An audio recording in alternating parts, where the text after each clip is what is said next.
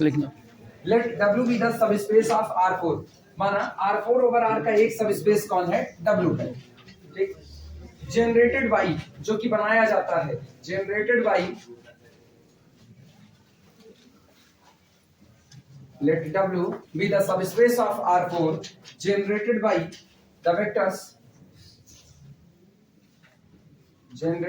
the vectors alpha 1, जहां पर alpha 1 आपको दिया गया है 1 -2 1 -2 5 -3, alpha 2, वेक्टर alpha 2 दिया गया है 2 3 1 -4 2 3 1 -4 and alpha 3 is equal to दिया गया है 3 8 -3 -5। Find the basis, find a basis and the dimension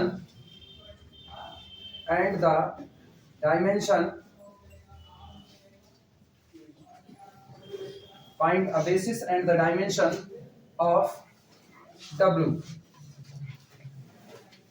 Extend the basis of W. Extend the basis of W to a basis of the whole space R4. To a basis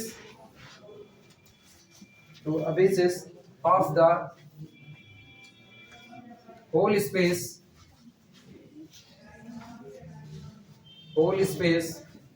R4। कह सकते हो extension theorem का इस्तेमाल भी होगा यहाँ पर। इन्होंने कहा कि W एक सबस्पेस है R4 का। अच्छा, जब बात R4 की करते हैं ना, तो इसका मतलब आपकी फील्ड कौन होने वाली है? R होने वाली है। तय हो गया। फील्ड मेंशन ना करे R4 लिख देना, तो मान करके चलो आपको फील्ड कैसी दी गई है? रियल नंबर की दी गई है। यानी जो मेरा मेन वेक्टर स्पेस है वो वेक्टर स्पेस है R4 ओवर R। ये मेरा वेक्टर स्पेस है। इस वेक्टर स्पेस का एक सब स्पेस क्या दिया गया है? W दिया गया है। ये आपका मेन वेक्टर स्पेस है, ध्यान से समझना। ये हमको दिया गया मेन वेक्टर स्पेस है, और ये W इसके लिए किसका काम करता है? इस सब स्पेस का काम करता है, सब स्पेस। ठीक। लेकिन ये सब स्पेस कैसा है? ये सब स्पेस ऐसा है कि दिस सब space is spend by 3 vector alpha 1 alpha 2 और अल्फा 3। ये एक ऐसा सब स्पेस है जो इन दिए गए 3 दिए गए वेक्टर अल्फा 1 अल्फा 2 अल्फा 3 से पूरा स्पैन होता है। यानी W का हर एक member, every member of the W can be generated by alpha 1 alpha 2 and alpha 3। दूसरी भाषा में कहें, every member of the W can be written as a linear combination of alpha 1 alpha 2 alpha 3। आप इसका कोई भी मेंबर उठाओगे, वो इन दिए गए 3 वेक्टर का अल्फा 1 का अल्फा 2 का अल्फा 3 का लीनियर कॉम्बिनेशन लिखा जा सकता है। इतनी बातें क्लियर हैं? अब ये चाहते हैं कि आप इनको W की डायमेंशन बताइए और W का बेसिस बताइए, या पहले बेसिस निकलेंगे तो डायमेंशन ऑटोमेटिकली आ जाएगी। तो W का बेसिस निकालिए। बेसिस में पता कीजिए, एक तो साफ है, अगर ये तीनों अल्फा 1 अल्फा 2 अल्फा 3 LI हो गए तो यही लोग इसके लिए किसका काम करेंगे? बेसिस का काम करेंगे। लेकिन अगर ये लोग LD हो गए तो किसको छांट दिया जाए? जो जिसकी वजह से LD हो रहे हैं। हालांकि ये बात कहना गलत है कि किसकी वजह से LD हो रहे हैं, क्योंकि LD तो तीनों में से कोई, इनमें से एक वेक्टर को रिमूव कर दो। 3 वेक्टर दिए गए हैं।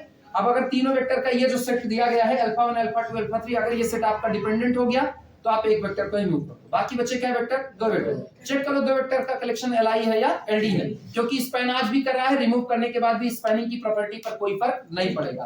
तो एक वेक्टर रिमूव करने के बाद भी स्पैन करेगा। आए हुए 2 वेक्टर को चेक करो, क्या वो दोनों LI हैं? अगर वो दोनों LI हैं तो इसकी डायमेंशन कितनी हो जाएगी? 2। और वही दोनों मिलकर के इसका बेसिस बना लेंगे। अगर वो दोनों भी LD हुए फिर एक रिमूव करो, तब इसकी डायमेंशन कितनी हो जाएगी? क्लियर है बातें? पहला टास्क है पता करना क्या दिया गया set alpha 1 alpha 2 alpha 3 LI set है या नहीं। सबसे पहला टास्क, अगर LI होगा तो तुरंत बेसिस मिल चुका है, डायमेंशन 3 हो चुकी है। क्लियर है बातें? चलो न्यूमेरिकल नोट कर लो, तो लगाने की शुरुआत करें। सॉल्यूशन में लिखना as given W is equal to span of vector alpha 1, vector alpha 2, vector alpha 3। ये हमेशा याद रखना, अगर कोई सेट किसी सब स्पेस को, किसी वेक्टर स्पेस को स्पैन करता है तो तय बात है उसके अंदर में बेसिस छिपा पड़ा है, और या तो वो खुद बेसिस है। दो में से एक ही बातें हैं, या तो उसके अंदर में बेसिस है और या तो वो दिया गया सेट खुद कैसा होगा, बेसिस होगा। यानी आपको केवल और केवल एक काम करना है, स्पैन तो खुद दे रहा है, आपको बस LI LD चेक करना है। LI LD चेक करते करते अगर वो LD निकलता है एक एक वेक्टर रिमूव करते जाओ। कौन सी थ्योरम थी, कौन सी थ्योरम थी? एग्जिस्टेंस ऑफ बेसिस ना। किसी भी वेक्टर स्पेस के पास अगर वो फाइनाइट डायमेंशनल है तो उसके पास बेसिस होता ही होता है। आपको स्पैनिंग सेट मिल चुका है, आप केवल चेक कर रहे हो LI है कि नहीं। क्लियर है ये बातें सबको? देखना, as given W is equal to span of this, so be check, क्योंकि बेसिस के लिए दो प्रॉपर्टी चाहिए, LI और स्पैन। स्पैन की प्रॉपर्टी मौजूद है, LI की चेक करनी है। so be check collection alpha 1, alpha 2, alpha 3 is LI और नॉट। इसलिए हम केवल और केवल इतना चेक करेंगे दिया गया सेट LI है या नहीं है। फॉर दिस कितना नीचे, कितना, ये नहीं दिखेगा? मम्मी को बोलो कॉम्प्लेन लाएं।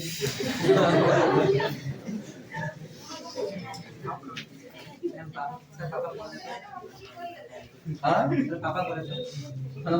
करके तो देखो, मम्मी छोड़ भी देंगी ना, पापा को बोलोगे ना कान clock and anti clock, basis बाद में बोलोगे, डिपेंडेंसी पहले आ जाएगी।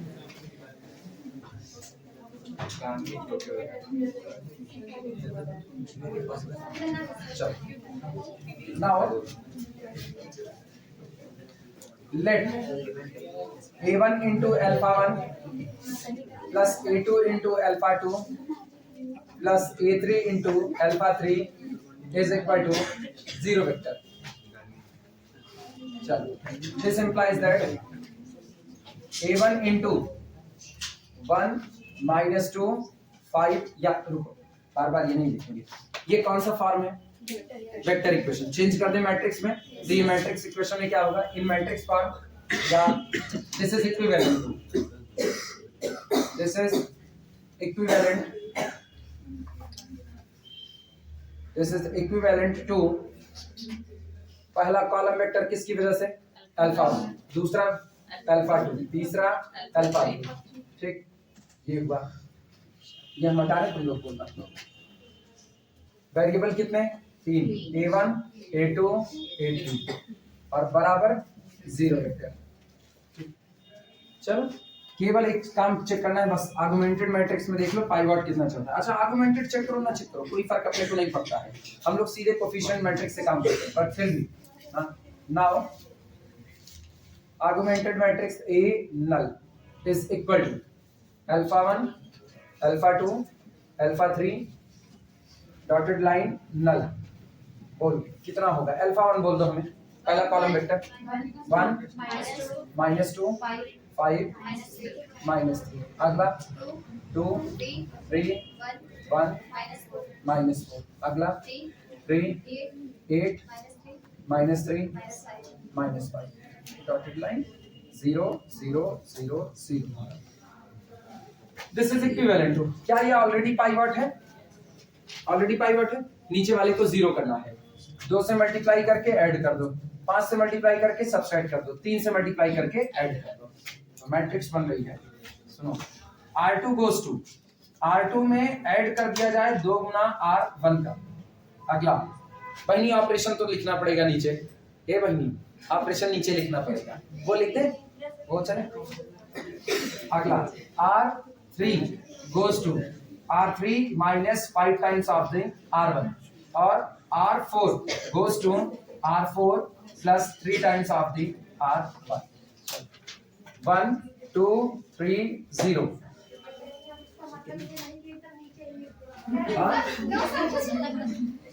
ये आग लगानी है, देखो आग लगा रही है, झूठ है, वो कुछ कही नहीं बेचारी, सीधी तब कह रही है। 2 1 के 2 और ये ऐड किया 0, 2 दूनी 4 3 7, 2 तिहाई 6 और ये 6 6 12 0, 1 5 1 के 5, 5 में से 5 गए 0, 5 दूनी 10, 1 में से 10 निकालो, -9, 5 3 15, -3 -15, -80, 0। अगला 3 1 के 3 ऐड किया तो 0, 3 दूनी 6 ऐड करो तो 2, 3 त्रिका 9 ऐड करो तो 4। पक्का एलडीसेट है, उसकी शक्ल बता रही है। This is equivalent 1 2 3 0।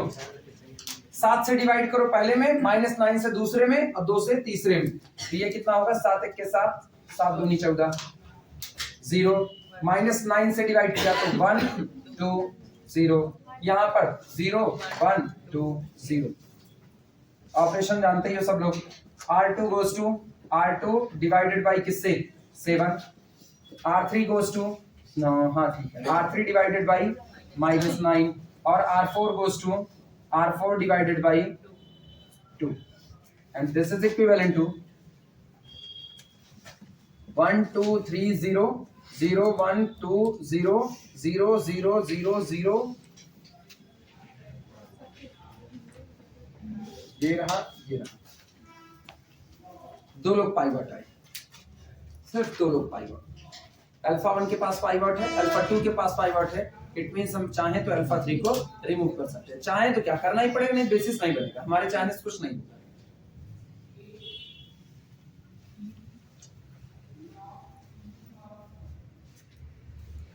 कल की बात याद है ना, ये आपको सिर्फ बेसिक इंफॉर्मेशन देता है, शुद्ध शुद्ध तौर पर आप किन 2 को लेकर के बेसिस बना सकते हैं, और बाकी आपके पास चॉइसेस और हैं जिनके बारे में ये कोई खास चर्चा नहीं करता। आप हरदम ये नहीं कह सकते हो इसका पाइवट लेने को तैयार बैठा है तो आप पहले वाले को लास्ट वाले को ले लोगे, हरदम नहीं कह सकते हो।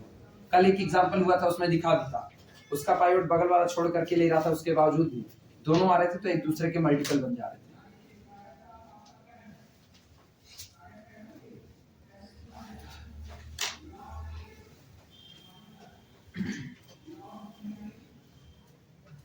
लैंग्वेज पता है क्या लिखने वाले हैं? This implies that third column is non pivot, so given set is ID. Now remove alpha 3 and we get alpha 1 and alpha 2 which becomes the basis for the W2 because ये इसलिए basis बनेगा क्योंकि alpha 1 alpha 2 एक दूसरे का multiple नहीं होगा। ये हटा रहे हैं, क्या लिख रहे हैं? as third column, as third, इसको कोई नाम तो दिया नहीं, इक्वेशन 1 नाम दे सकते हैं। as third column non pivot column. अच्छा, पाइवट लिखने से अपना फायदा है ना, अपने को बार बार झोली भरकर रैंक वैंक की बात नहीं लिखनी है। अपने को पता है पाइवट मतलब रैंक होती है, जितना आपके पास पाइवट की संख्या वही आपकी रैंक बनेगी, नहीं तो हमको लिखना पड़ता here rank of the matrix less than number of the variable, इतना लिखना है। और नहीं तो हम एक लाइन में लिख रहे हैं third column non pivot so remove alpha, मामला ही खत्म भाई।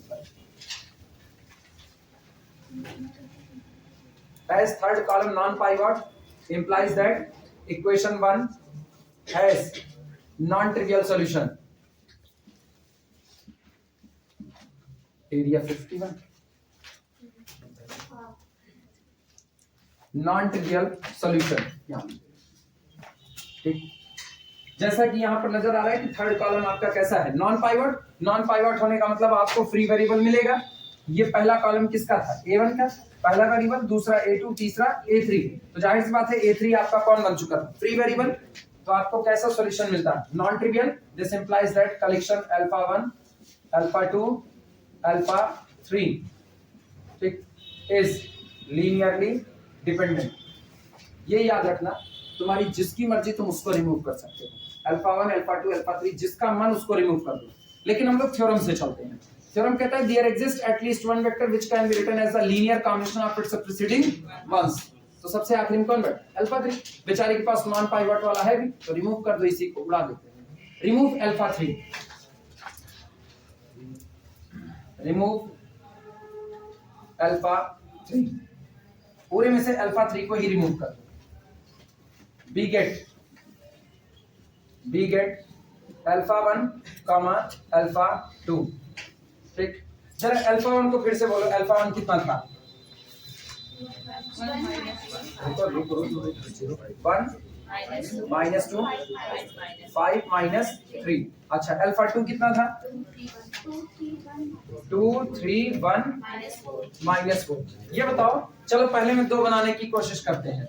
2 1 के 2 2 दूना 4। क्या दूसरा वाला बन पाएगा नहीं। क्या ये इसका मल्टीपल है क्या ये बगल वाले का मल्टीपल है नहीं है बिल्कुल भी तय हो गया। तो इसका मतलब where alpha 1 does not equal to m times of the alpha 2।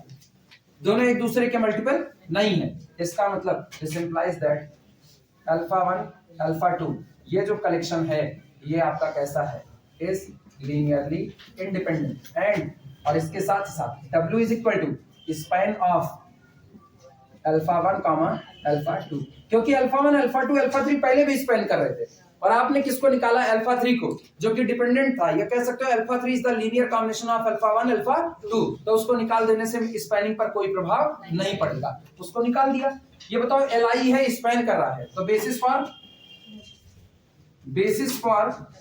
W is equal to alpha 1 comma alpha 2।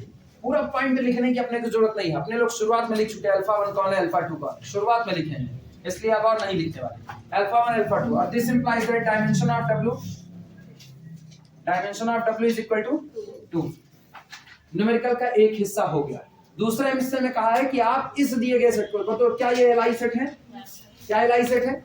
और थ्योरम याद करो extension theorem every Li set either itself a basis और can be extended as the basis.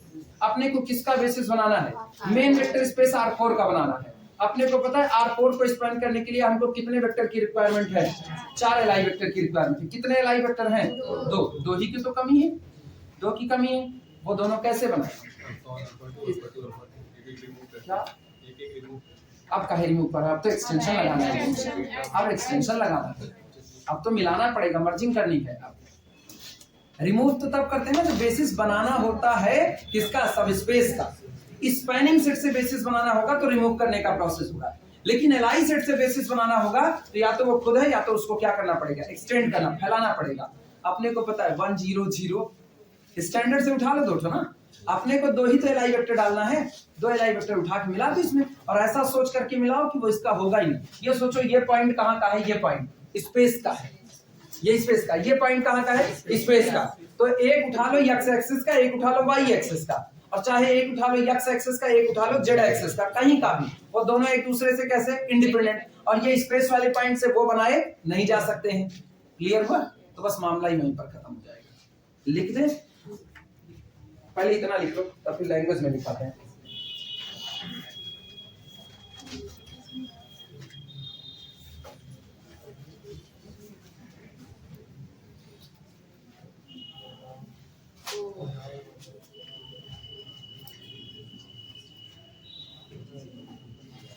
हाँ इसमें जैसे आप line से point उठा रहे हैं या प्लेन से और 3D स्पेस से मतलब 3D सुनो अगर हम उठाना चाहें नहीं 3 डायमेंशनल वाले से नहीं उठा सकते। मतलब जैसे 3 वेरिएबल्स इसके सिंपल करें 3 एलिमेंट फिल करें बाकी एक को 0 कर दें 1 3 0 इधर 1 दिक्कत है 5 3 है तो 4 नहीं हो गया। हाँ बिल्कुल बिल्कुल कर सकते कोई दिक्कत नहीं। बस जानते हो एक दिक्कत क्या होगी एक दिक्कत ये होगी जब हम ऐसा पॉइंट उठाते हैं ना तो हमको चेक करके बताना पड़ेगा एग्जामिनर को बताना पड़ेगा देखो हमने जो पॉइंट उठाया वो Li है ये बताना पड़ेगा। तुम ये कह रहे हो कि हम एक पॉइंट यही ले लें जो दिया गया है 1 ले लें -2 ले लें 5 ले लें -3 ले लें अगला जो दिया गया वो यही हो गया 2 हो गया 3 हो गया 1 हो गया -1 ये तो आप नहीं निकाल सकते क्योंकि आपको कहा है ना इससे एक्सटेंड करके बेसिस बनाइए तो ये दोनों आप नहीं निकाल सकते। ये दोनों तो कतई नहीं निकलेंगे आपको इसमें 2 और मिलाने पड़ेंगे। तो आप तुम ये कह रहे हो कि एक हम ऐसा ले लें 1 ले लें 2 ले लें 5 ले लें और कितना ले लें 0 ना। एक हम ले सकते हैं 2 ले लें 0 ले लें 2 ले लें 0 ले लें 1 ले लें और कितना ले लें -4। लेकिन अब अपने को ये थोड़ी पता है कि ये चारों लोग एक साथ आएंगे तो इनके बीच में कोई रिलेशन नहीं होगा। अब तो हमको चेक करके दिखाना पड़ेगा। अब हमको ये दिखाना पड़ेगा इसके लिए कॉलम बना करके कि देखो भैया 4 पाइवट चढ़ रहे हैं ये 4 के चारों Li हैं। इसीलिए हम चुन ही ऐसा पॉइंट रहे ना जिसपे किसी को कोई शंका ही नहीं। एक ऐसा पॉइंट चुन लो जो कतई इन दोनों लोगों से बनाया नहीं जा सकता है और उसको हम इस तरीके से चुन रहे हैं कि एक तो मेरे पास ये दिया गया है 1 -2 5 -3 दूसरा हमको दिया गया है 2 3 1 -4 ठीक है। अगला तो हम ये ले 1 0 0 0 एक्स एक्सेस का पॉइंट। अगला हम ले लेंगे 0 0 0 1 जेड एक्सेस का पॉइंट। अब आप कतई नहीं बना सकते, अब नहीं बना सकते, अब तो अपने को दिक्कत ही नहीं, नो डाउट। ये दोनों एक दूसरे के मल्टीपल नहीं है। इन दोनों को जोड़ करके ज्यादा से ज्यादा कहाँ का पॉइंट बना सकते हो? एक्स जेड प्लेन का बना सकते हो, और तो नहीं बना सकते हो। ये एक्स जेड प्लेन बनाएंगे। अच्छा, इन तीन को लेकर के इसको नहीं बना सकते हो, क्योंकि ये दोनों एक दूसरे के मल्टीपल नहीं, बेचारा केवल एक्स एक्सेस पर। ये ज्यादा प्रभाव डालेगा तो किस पर डालेगा? एक्स कोऑर्डिनेट पर।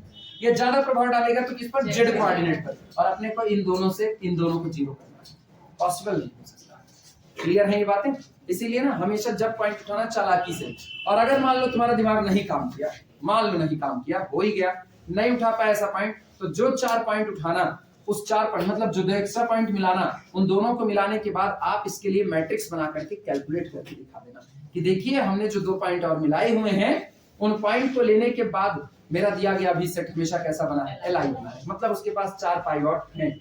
अगर जनरल पॉइंट उठाना कोई, अगर जनरल पॉइंट उठाना, तो तुम ये बात दिखाना जरूर, बिना दिखाए मत आना, बिना दिखाए मत आना, बैठे रहना एग्जाम हॉल में, आने की जरूरत नहीं। कहता हम इसको शो करके उसके बाद ही जाएंगे, नहीं ऐसा मिलाओगे तो दिखाने कोई नहीं। एग्जामिनर जान रहा आपने बहुत साफ सुथरा पॉइंट मिला दिया। क्लियर है ये बातें सबको? लिखना। Now we extend this, now we extend this and make a basis for R4. now we extend this, extend के नीचे डबल अंडरलाइन करना, आप निकाल नहीं सकते हो, आपको केवल मिलाना है। now we extend this and form a basis for R4. now we extend this and form a basis for R4 and make a basis for R4. क्या हुआ? For this लिखना, for this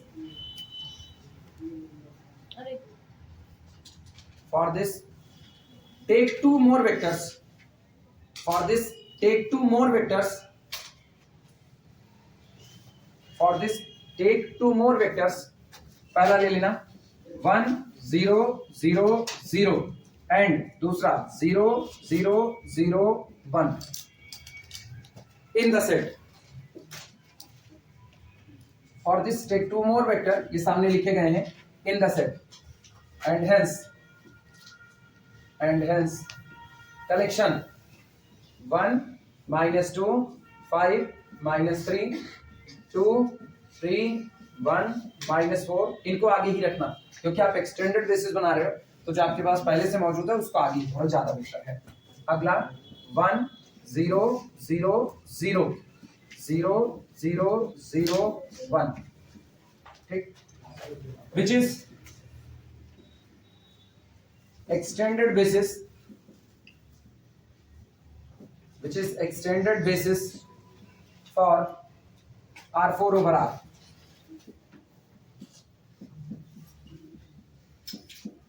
Which is extended basis for R4 over R.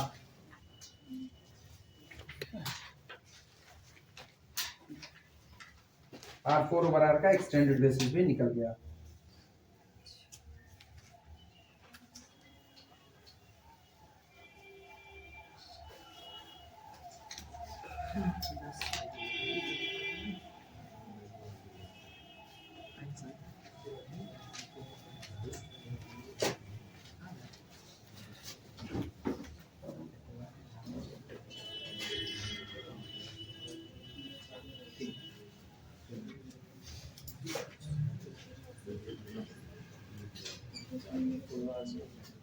हो जाए तो अगला मेरे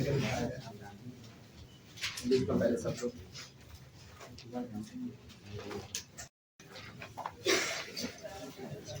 या ऐसा ना लिख करके आइडेंटिफाई लिख लिए हैं, तो हाथ में एक तो कलम है, वो कलम ऐसे चलती भी है, काट ना। आइडेंटिफाई नहीं चलती है तो ना चलाओ कलम, लिखे रहो। आइडेंटिफाई विच वन इज, या पन्ना फाड़ दे कहो, मेरा हाथ फाड़ता है पन्ना, कहो फाड़ दे। Identify which one is true, पहचानना है कौन सा स्टेटमेंट इसमें से सही होगा। पहला स्टेटमेंट हम लिख रहे हैं। पहला, if a subset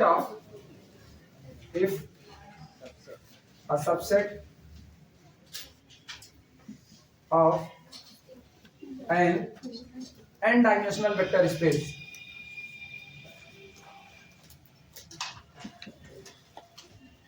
n-dimensional vector space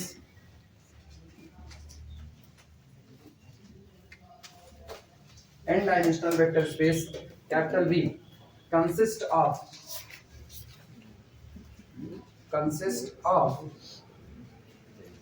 n non-zero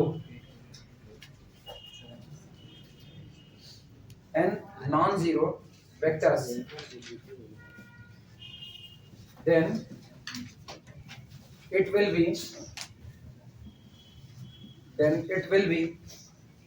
a basis of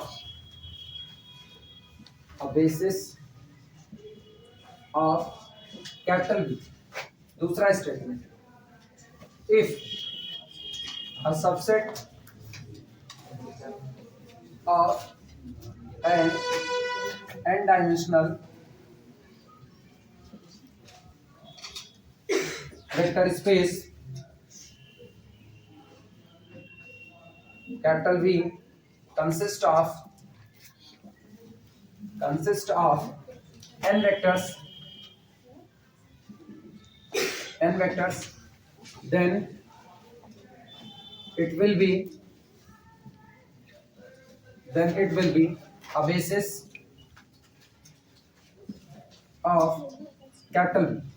फिलहाल अभी दो स्टेटमेंट हमने लिखा हुआ है, दोनों स्टेटमेंट लिखा गया है। पहला है if a subset of an n dimensional vector space, कोई n डायमेंशन का एक वेक्टर स्पेस है और उसका एक सबसेट अपने अंदर में total n non zero vector को कंटेन करता है, तो ये जो सबसेट आया ये कैपिटल V के लिए बेसिस का काम करेगा। एक बात।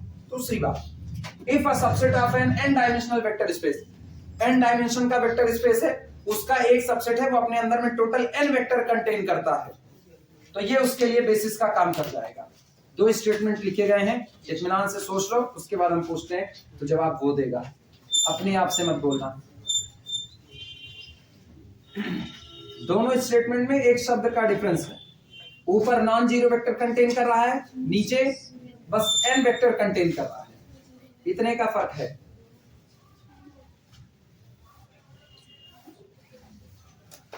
स्टेटमेंट लिख लो फिर हम पूछते हैं। टेस्ट थोड़ा होता है, इसी चल जाता है टेस्ट।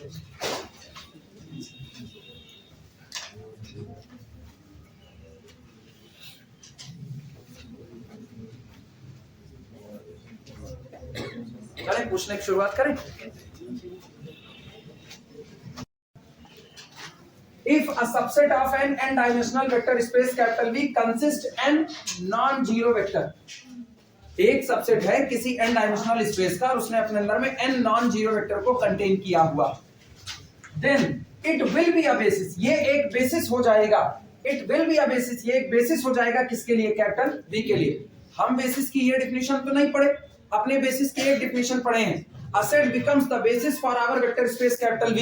कोई दिया गया सेट मेरे वेक्टर स्पेस कैपिटल V के लिए बेसिस बनेगा if it is Li and span our vector space capital V। अगर ये Li हो और मेरे वेक्टर स्पेस को क्या करे? स्पैन करे। स्पैनिंग वाली बात थोड़ा किनारे करो। सबसे पहली बात क्या होना चाहिए? Li। और Li की क्या शर्त है? Li की एक शर्त नहीं है। Li में पहली बात, आपके दिए गए सेट में जीरो वेक्टर कंटेन नहीं होना चाहिए। क्या इसने लिखा? हाँ लिखा, ये नॉन जीरो, तो ठीक है, पहली शर्त इसने पार कर दी कि मेरे दिए गए सेट में कोई भी जीरो वेक्टर कंटेन नहीं है। क्या इसने लिखा? नहीं लिखा। ना लिखने की वजह से ये उड़ गया, क्योंकि इसने कहा है if a subset of an n dimensional vector space consist n vector, ये कह रहे n वेक्टर रखेगा। कौन से n वेक्टर? कुछ बताया नहीं, तो इसमें जीरो वेक्टर की भी गारंटी नहीं। जिस दिन उसने जीरो वेक्टर रख दिया ऐसे ही धड़ाम हो गया इनकार, तो इसलिए ये गलत हो गया। अब ऊपर नॉन जीरो शामिल किया, उसके बाद भी गलत हो रहा है। क्यों? क्योंकि सिर्फ नॉन जीरो मतलब सारे के सारे वेक्टर नॉन जीरो रखना ही Li नहीं होता। आप एक को जीरो वेक्टर ना रखो, लेकिन पहला वेक्टर दूसरे का मल्टीपल हो जाए, या कोई भी एक वेक्टर अगले वेक्टर का मल्टीपल हो जाए। डिपेंडेंट हो गए कि नहीं? अब तो बेसिस नहीं बन सकते। अच्छा, मान लो कोई किसी का मल्टीपल नहीं है, but there exist at least one vector which can be written as the linear combination of its preceding बस गलत हो गया। जैसे एग्जांपल देखना किसका, मान लो R3 ओवर R की बात करते हैं, R3 ओवर R यही मेरा कैपिटल B है। अगर ये मेरे लिए कैपिटल B है तो इसके बेसिस में क्या एलिमेंट आएंगे? 3। इसकी डायमेंशन कितनी है? 3। चलो एक सेट बनाते हैं जो exactly 3 non zero vector contain करता है, एग्जैक्टली 3 नॉन जीरो। गौर करना, 1 0 0 2 0 0 3 0 0। क्या ये एग्जैक्टली 3 नॉन जीरो वेक्टर है कि नहीं? लेकिन बेसिस तो नहीं हो सकता क्योंकि एलडी सेट है। एक केस ये, इसमें तो नहीं लिखा कि आपके वेक्टर एक दूसरे के मल्टीपल नहीं होने चाहिए, ऐसा तो कुछ नहीं लिखा। अगला देखना 1 0 0 0 1 0 2 2 0। एग्जैक्टली 3 नॉन जीरो वेक्टर है कि नहीं? Exactly 3 non zero vector. लेकिन अपने को पता है this vector is the linear combination of these two vector. अभी भी 3 नॉन जीरो कंटेन किया, उसके बाद भी बेसिस हो पाया? नहीं हो पाया। तो इसका मतलब ये जो बात लिखी गई है ना, ये केवल और केवल आंख का धोखा, इसने सारी शर्तों को समेटा नहीं है, इसलिए ये भी गलत, नीचे वाला भी गलत, दोनों गलत। क्लियर हुआ? एक्सप्लेनेशन में लिखा both statements are false, both statements are false, both statements are false. दोनों स्टेटमेंट गलत हैं, बोथ स्टेटमेंट्स आर फॉल्स। दोनों स्टेटमेंट कट कर देना, आगे उसके कट कर देना। Both statements are false as here it is not mentioned that as here it is not mentioned that as here it is not mentioned that our set is Li or not, as here it is not mentioned that our set is Li or not, क्योंकि यहां पर ये mention ही नहीं किया गया है कि मेरा सेट Li है या नहीं है। जब तक मुझको Li की वर्डिंग नहीं दिखेगी तब तक ठीक है। सफिशिएंट वेक्टर इसलिए रखा, डायमेंशन कितनी है? n। आप वेक्टर का कलेक्शन भी कितना ले रहे हो? n। मतलब ठीक है, आपने सफिशिएंट वेक्टर हमको दे दिया, लेकिन सिर्फ वेक्टर की संख्या का होना तो पर्याप्त नहीं है ना। ये भी तो चाहिए कि अरे मेरे पास 3 सब्जेक्ट चलते हैं, मान लो BSc first year second year third, sorry BSc पढ़ा रहा है कोई, फिजिक्स केमिस्ट्री मैथ 3 सब्जेक्ट चल रहे हैं। 3 सब्जेक्ट के लिए मुझको 3 टीचर चाहिए। सामने वाला कह रहा है हम तुमको 10 टीचर दे देंगे, सामने वाले कहा हम तुमको 10 टीचर दे देंगे, क्या तुम अपना बीएससी रन करा लोगे सही सलामत? जवाब है पहले तो बात तो खोलो, 10 टीचर आप दे दोगे, रन कैसे करा पाएंगे? 10 के 10 तुम मैथ के दे दिए, झगड़ा हो जाएगा, मूड फुटोगल हो जाएगी। एक एक टॉपिक पढ़ाएंगे, एक एक टॉपिक, उधर फिजिक्स केमिस्ट्री में सूखा पड़ा हुआ है, तो क्या स्पेंड कर पाओगे? नहीं पॉसिबल है। सामने वाले ने कहा ठीक है हम तुमको 5 टीचर दे देंगे, क्या अभी भी कंफर्म हुआ? और 5 में उसने ये कह दिया 5 टीचर में तुमको अलग अलग वैरायटी के देंगे, अलग अलग वैरायटी के। तो ठीक है, कुछ वो देगा फिजिक्स के, कुछ दे देगा मैथ के। केमिस्ट्री बेचारी अभी भी सूखी रह गई कि नहीं रह गई? इसका मतलब अभी भी आपने पूरी बात नहीं की। सामने अगर मैं तुमको एग्जैक्टली 3 टीचर दूंगा और एग्जैक्टली 3 सब्जेक्ट के दूंगा, अभी भी नहीं क्लियर किया, अभी भी नहीं क्लियर किया। 3 सब्जेक्ट के दूंगा, अरे तुम आर्ट का दे दोगे तो मैथ थोड़ी पढ़वा लेंगे, तब भी तो बवाल है। तो वो कह दे सामने वाला हम तुमको 3 टीचर देंगे और तीनों टीचर वही देंगे जो बीएससी में चलने वाले 3 सब्जेक्ट पढ़ाते हैं। अब उसने क्लियर, बीएससी में चलने वाले 3 टीचर देंगे जो बीएससी में चलने वाले 3 सब्जेक्ट पढ़ाते हैं। 3 तो है अपने पास, फिजिक्स केमिस्ट्री और मैथ। अरे हे महाराज, अब इतना केस बनाओगे तो एक का इमेज दे देगा, रहन दो कुछ चीजें छोड़ दो। मतलब समझोगे तो सुपर नेचुरल पावर दिखेगी और नहीं समझोगे तो कुछ नहीं समझोगे। मतलब अभी स्टेटमेंट कह रहे थे तो कह रहे हैं दोनों सही है, पहला सही है दूसरा गलत है। अब जब समझना चालू किया, ऐसा समझ रहे हो ना, ब्रह्मा भी सोच रहे हैं अकलिया ज्यादा तो नहीं दे दिया, थोड़ी उधारी वापस मांगी, कम समझो। सुनो, सामने वाले ने क्या दिया ना, 3 टीचर देंगे और एग्जैक्टली 3 अलग अलग सब्जेक्ट वाले दे दिया, तो इसका मतलब फिजिक्स केमिस्ट्री मैथ हमारी रिक्वायरमेंट उसने पूरी कर दी है, क्योंकि वेक्टर अलग की दुनिया से नहीं निकाल करके ला रहा है, वहीं से निकाल रहा है। ठीक, यही बात यहाँ मेंशन नहीं की गई है कि आपको जो n वेक्टर का कलेक्शन दिया गया, दूसरे में तो यही नहीं मेंशन किया। खैर, जो हम लिखे Li और नॉट, ये दोनों में चलेगा, क्योंकि नीचे वाले में 0 वेक्टर कंटेन कर लिया, हो गया मामला। तो नीचे वाला तो सारा केस खुला छोड़ दिया। नीचे वाले में उसने कह दिया कि 0 वेक्टर भी कंटेन कर सकता है इसमें, नॉन जीरो भी कंटेन करेगा एक दूसरे का मल्टीपल, हो सकता है किसी का लीनियर कॉम्बिनेशन। ऊपर वाले में क्या किया ना, एक केस बचा लिया, जीरो नहीं कंटेन करेगा, लेकिन ये तो हो सकता है एक वेक्टर दूसरे का मल्टीपल हो, और हो सकता है कोई एक वेक्टर दूसरे का लीनियर कॉम्बिनेशन हो। इसीलिए इस बात को लिखा गया है, लिखाया हुआ है, both statements are false as here it is not mentioned that our set is li or not। ठीक, जिन लोगों को ये स्टेटमेंट ना समझ आए वो नीचे लगाएं। For example take a particular case v is equal to r3 over r। For example take a particular case v is equal to r3 over r। For example take a particular case v is equal to r3 over r। ऐसे v is equal to r3 over r लिखना dash करके। s1 is equal to, या पहले यहां लिख देना dimension of, इसी के जस्ट नीचे dimension of v is equal to 3। s1 is equal to 1 0 0 2 0 0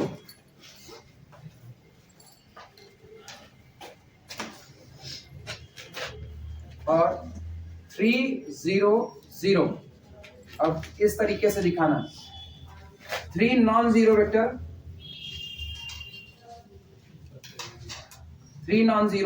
vectors but it is LD set. 3 non zero vector है लेकिन सेट कैसा है, LD, so not a basis. इसलिए ये कभी भी बेसिस का काम नहीं कर सकता है। एक बात। दूसरे एग्जांपल में क्यों नहीं हुआ, क्योंकि मल्टीपल हो गया। सामने वाला कह रहा मल्टीपल हो ना हो, तब के लिए s2 इज इक्वल 1 0 0। अगला ले रहे हैं 0 1 0, लेकिन अगला ले लेना 2 2 0 1 0 0 0 1 0 2 2 0। अरे बना सकते हो तुम लोग, खुद से बना सकते हो, अपने मर्जी से बनाओ ना, मेरा देख करके बनाओ ही मत इसको, अपनी मर्जी से बनाओ। 1 0 0 0 1 0 और 2 2 0। तुम जेड एक्सेस का वाई एक्सेस का पॉइंट लेकर के बना दो, कोई भी। ये ना पैटर्न ऐसे रटो मत, अपनी थ्योरी क्लियर करो। थ्योरी क्लियर रहेगी ना, एग्जाम हॉल में तुमको ये रट करके नहीं जाना पड़ेगा। एग्जाम हॉल में अपनी मर्जी से बनाओ, जैसा मन किया वैसा बनाओ। हम तो इतना शुद्ध केस उठा रहे हैं, तुम्हारी मर्जी ना। 1 2 3 4 5 6 उठाओ, 1 2 3 4 5 6, और जो तीसरा का उठाना दोनों जोड़ करके उठा दो, बस। तीनों नॉन जीरो हैं लेकिन फिर भी एलडी हुआ। तुम्हारी मर्जी 1/2 1/4 1/5 बनाओ, अगला 1/3 1/7 1/9 बनाओ, और अगला वाला दोनों को जोड़ करके बना दो, फिर एलडी हो जाएगा। क्लियर हुआ? जो मर्जी वो उठा सकते, बस अपने को ना दिमाग में एक बात रखनी है, ये बात कि आपको हम 3 वेक्टर दे रहे हैं, R3 ओवर R की डायमेंशन 3 है, इसलिए वही 3 वेक्टर R3 ओवर R के लिए बेसिस बना लेंगे। ये स्टेटमेंट आधा है। स्टेटमेंट पूरा तब होता जब ये 3 के तीनों लोग आपस में कैसे होते हैं, एलआई होते, तब स्टेटमेंट पूरा होता। तो एलआई की वर्डिंग छिपाने की वजह से दोनों स्टेटमेंट कैसे हो चुके हैं, गलत हो चुके हैं। क्लियर है? तो क्या दूसरे के लिए एक्सप्लेनेशन कुछ लिखना पड़ेगा? समझ चुके? क्लियर हुआ? अगला बताना। हाँ, फ्रेम ऑफ रेफरेंस क्या है? फ्रेम ऑफ रेफरेंस मतलब किस नजरिए से देख रहे हैं, किस नजरिए से देख रहे हैं। सिंपल, कोई किसी के लीनियर कॉम्बिनेशन में लिखा जा सकता है कि नहीं, बस। किसका, स्टेटमेंट का कह रहे हो या इसका कह रहे हो? स्टेटमेंट का बस एक नजरिया। स्टेटमेंट ने एक बात कही है कि कैपिटल V कोई वेक्टर स्पेस है, आपको उस वेक्टर स्पेस से 3 नॉन जीरो वेक्टर दे दिए जाते हैं, या n नॉन जीरो वेक्टर दे दिया। अगर डायमेंशन n है तो आपको n नॉन जीरो वेक्टर दे दिए जाते हैं। स्टेटमेंट करा, ये n नॉन जीरो वेक्टर का कलेक्शन आपके लिए बेसिस का काम कर जाएगा। सीधा से उसने एक बात कह दी, और मुझको थ्योरी पता है, आप तब तक इस बात की गारंटी नहीं दे सकते जब तक मुझको दिया गया n का n वेक्टर li ना हो। तो मेरा नजरिया ये है कि आपने li की वर्डिंग को हमको दिखाया ही नहीं। हो सकता है कि आप हमको n li वेक्टर दो, हो सकता है आप हमको n वेक्टर तो दे दिए लेकिन वो आपस में li नहीं है, तो हम आपके स्टेटमेंट को सही नहीं कह सकते हैं। अगर ये लिखा होता ना मे बी, हम सही काट देते, मे बी पॉसिबिलिटी आपने सब के सब li दिए होते। तो जिस दिन इसी स्टेटमेंट में सोचो, जिस दिन इसी स्टेटमेंट में मे भी लगा देगा ना, मे भी एक पॉसिबिलिटी खेल रहा है। उसने कहा R3 ओवर R से आपको 3 वेक्टर दिए गए, हम तुमको कह रहे हैं R3 ओवर R से तुमको 3 वेक्टर दिए गए, मे भी वो तीनों वेक्टर का कलेक्शन आपके लिए बेसिस बना ले। सोचो हम कितना पॉसिबिलिटी कर रहे हैं, हम कह रहे मे भी बना ले, इसका मतलब अगर वो नहीं बनाया तो तुम मेरे ऊपर तोहमत नहीं जड़ सकते हो, आप तो कहते बना लेगा, अब तो नहीं बनाया, हम कहेंगे हम कहते बना सकता है। यहां आपको क्या कहा, विल बी, होगा, यहां कह रहा होगा, बेसिस होगा, तो आप कंफर्मेशन कैसे कह सकते हो? जब तक आप हमको एलआई की गारंटी नहीं दोगे तब तक आप कंफर्मेशन नहीं कह सकते हो। पहले आप हमको एलआई की गारंटी दीजिए, उसके बाद ही हम तुमसे कहें परेशान ना हो, हम तुमको गणित पढ़ा देंगे, गणित हम खुद नहीं पढ़े और हम कह रहे हैं हम परेशान ना हो, तुमको गणित पढ़ा देंगे, तो तुम हमसे पूछोगे नहीं सर जी आप गणित के टीचर भी हो कि नहीं हो? लेकिन हम कह रहे हैं हम पिछले 3-4 साल से मैथ पढ़ाते आ रहे हैं, इसका मतलब सामने वाला जान रहा है कि बंदा मैथ पढ़ाता है, मैथ पढ़ा लेगा, सीधे सीधे जान रहा है। तो जब तक आप चीजों को क्लियर नहीं कर पाओगे तब तक आप कंफर्मेशन की गारंटी नहीं दे सकते हो। मे बी पर खेल सकते हो, मे बी पर हम कहते हैं हम एमएससी की मैथ पढ़ा भी सकते हैं, नहीं भी पढ़ा सकते, मे बी पॉसिबल है। अब कोई एमएससी वाला मेरे पास पढ़ने आए तो हमने कहा यार हम कहते हैं ना पढ़ा भी सकते हैं, नहीं भी पढ़ा सकते, नहीं पढ़ा पा रहे यार, नहीं पढ़ा पाएंगे, तुम कंफर्मेशन मान करके तो आए नहीं, बस यही यहाँ पर प्रेम। आप अभी क्लियर हुआ कुछ नहीं? दिक्कत कहाँ पर है वो बताओ, अब तुम तुम्हारी दिक्कत के हिसाब से। बेसिस होता मान लीजिए, हाँ तब क्या होता फ्रेम मान लिए तब तो मे बी हो ही गया ना, तब फ्रेम ऑफ रेफरेंस क्या हुआ? मतलब नहीं समझ पा रहे, तुम्हारा फ्रेम ऑफ रेफरेंस से तुम्हारा अभिप्राय क्या है? आपने ही बोला था basis depends upon frame of reference.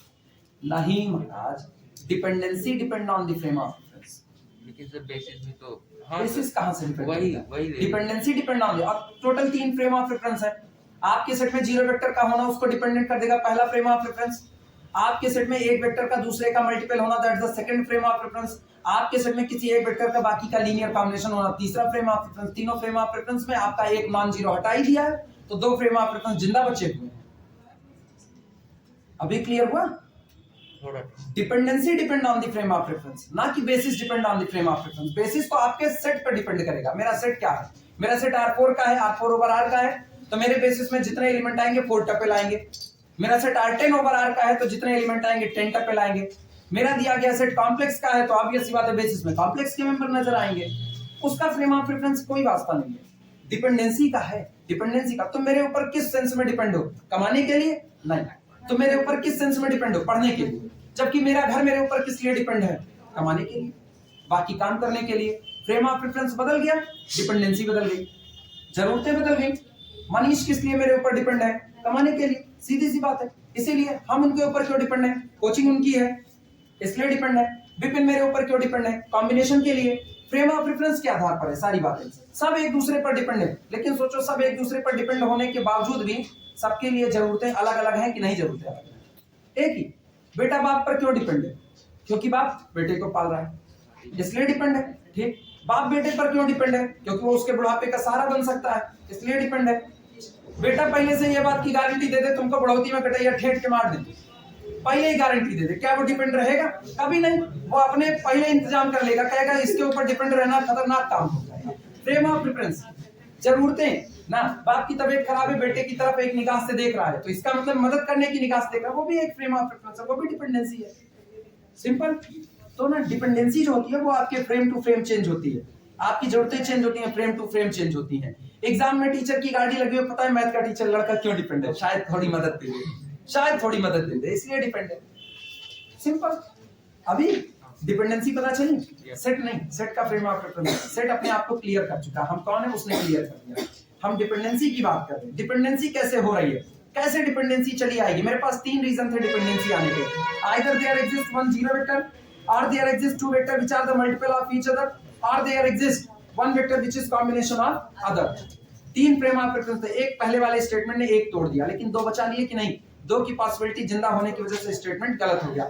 और दूसरे वाले स्टेटमेंट ने तो तीनों जिंदा रखे थे, उसने तो तीनों जिंदा रखे थे। जब आप तीनों बातें शामिल करके कह रहे हो अब तो हम तुम्हारे ऊपर भरोसा कैसे कर सकते हैं, फिर तो तुम गलत ही हो ना। मे भी कहे होते तो तुम्हारे ऊपर भरोसा करते, मे भी कहे होते। अभी क्लियर हुआ?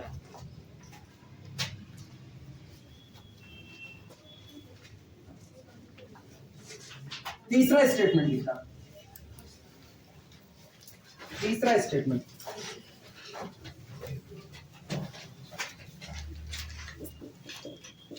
थर्ड स्टेटमेंट है, if capital A and capital B are, if capital A and capital B are subspaces of are subspaces of a vector space,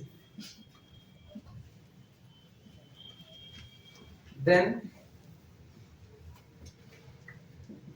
dimension of first subspace capital A less than dimension of second subspace capital B implies that A is the subset of B. पहली बात. दूसरी बात मतलब चौथा statement if capital A and capital B are subspace, इसीलिए numerical ज्यादा कराए जाते हैं ना. सोचो 2 स्टेटमेंट लिखे गए थे, सारे लोग थ्योरी पढ़े हुए, लेकिन उसके बाद भी मुश्किल से 6 या 7 लोग थे जिनको क्लियर था कि दोनों स्टेटमेंट गलत है. 6 या 7 लोगों से ज्यादा नहीं थे तुम लोग. न्यूमेरिकल इसीलिए बढ़ाए जाते हैं जिससे तुम लोग भागते हो ना कि इतना न्यूमेरिकल क्यों करा रहे हैं, इसीलिए करा रहे हैं क्योंकि हमको पता है अगर न्यूमेरिकल ज्यादा नहीं होंगे ना तो सारी पढ़ी पढ़ाई थ्योरी खाली बस रट करके लिख सकते हो, समझ नहीं सकते उस बात को. अब जितना न्यूमेरिकल होता है ना उतनी थ्योरी क्लियर होती है, और इसीलिए हम तुमसे हमेशा टाइम की डिमांड, तुमसे नहीं हर बैच से हमेशा टाइम की डिमांड करते हैं, हर बैच से. और बैच को लगता है सबका तो खत्म हो जाता है, इनको काहे एक्स्ट्रा टाइम चाहिए, हमको इसीलिए टाइम चाहिए. मैथमेटिक्स है और हम मैथमेटिक्स के साथ बेईमानी ना कर सकते ना किसी को सामने वाले को करने दे सकते, दोनों नहीं हो सकता, इसीलिए हम टाइम मांगते हैं. जस्टिफिकेशन ऐसे ही मिलता है हमको, अपनी थ्योरी को जस्टिफाई करने के लिए ना ऐसे ही एग्जांपल चाहिए, तभी हम पूछते हैं कि सामने वाले को भी ये बात पता चले बंदा सब पढ़ाया है उसके बाद भी मेरे पास से जवाब नहीं निकल रहा है, इसका मतलब है कहीं ना कहीं अभी भी झोल है. उस झोल को आप खत्म नहीं कर सकते बिना टाइम लिए, नहीं खत्म होगा. If capital A and capital B are subspaces of a vector space then A does not equal to B implies that dimension of A does not equal to dimension of B. 2 statement फिर लिखे गए, दोनों statement में सही गलत बताना है, कौन सा सही कौन सा गलत. पहला स्टेटमेंट सुनना. पहला स्टेटमेंट कहता है A और B दोनों एक ही वेक्टर स्पेस के सबस्पेस हैं, एक ही वेक्टर स्पेस के दोनों उसके सबस्पेस हैं. अगर A की डायमेंशन छोटी है B की डायमेंशन से तो पक्का A सबसेट होगा B का, पक्का है A सबसेट होगा B का, पहली बात. दूसरी बात, if capital A and capital B are the subspace of a vector space, अगर A और B दोनों एक ही वेक्टर स्पेस के सबस्पेस हैं और दोनों सबस्पेस आपस में बराबर नहीं है तो दोनों की डायमेंशन भी आपस में बराबर नहीं हो सकती. 2 बातें कही गई हैं, सोच करके जवाब देना है दोनों बातों को ना. तीसरा स्टेटमेंट देखते हैं.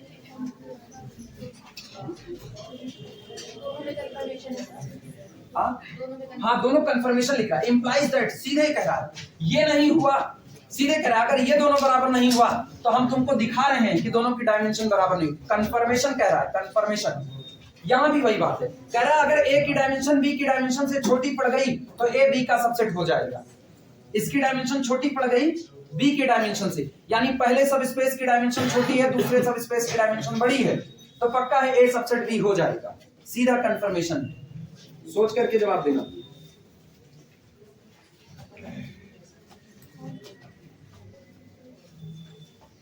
फिर पूछते हैं, सोच लो, टाइम दिया.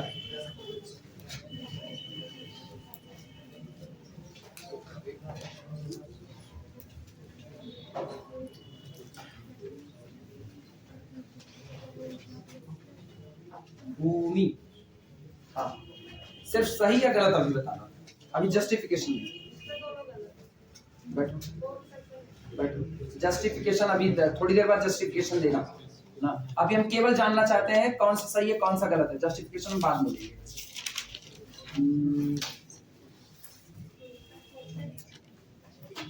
अभी तक नहीं सोच पाई, कितना टाइम है गीतांजलि? मतलब दोनों गलत हैं, दोनों गलत हैं. जस्टिफिकेशन सोचे रहना, दोनों जस्टिफिकेशन सोच करके देना. मे भी पहला सही हो, मे भी दूसरा गलत हो, मे भी दोनों सही हो सकते हैं.